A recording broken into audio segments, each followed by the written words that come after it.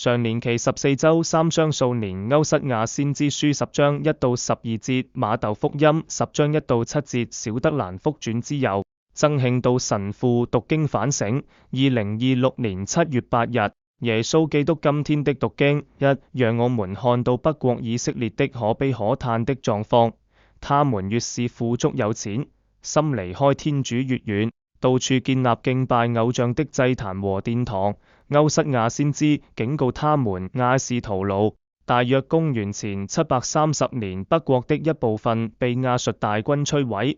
其他的部分10年之後也被完全消滅。舊約以色列人的歷史其實是我們每一個人的借鏡，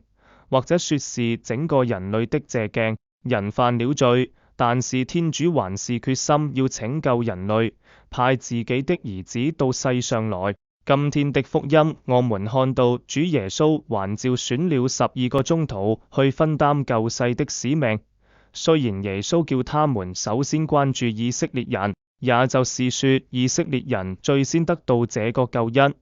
但是全人類都是這個救恩的對象，藉由宗徒們以及他們的繼承人一代一代前赴後繼的福傳工作。我們今天也就是這個救恩的獲得者。被主耶穌邀請參與他的救贖工程是多麼光榮的事情，而我們每一個領了洗的基督徒都有這個邀請。在今天的福音裏，我們看到被耶穌召選的人可不是一個模具裏面印出來的人，他們有不同的背景、性格，甚至政治傾向，但是所有這些都不是他們執住的理由了。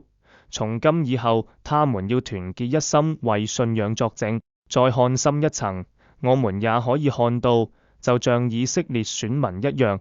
被天主召叫是一回事，有沒有因此成為聖人是另一回事。被選不等於被預定做好人得天國。我們現在知道的，其中11個都是忠於這個召叫，至死不渝的。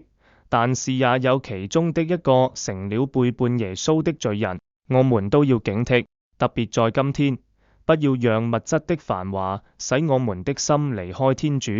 以為我們不需要天主也可以得到幸福，而是感恩天主的祝福，並圖報。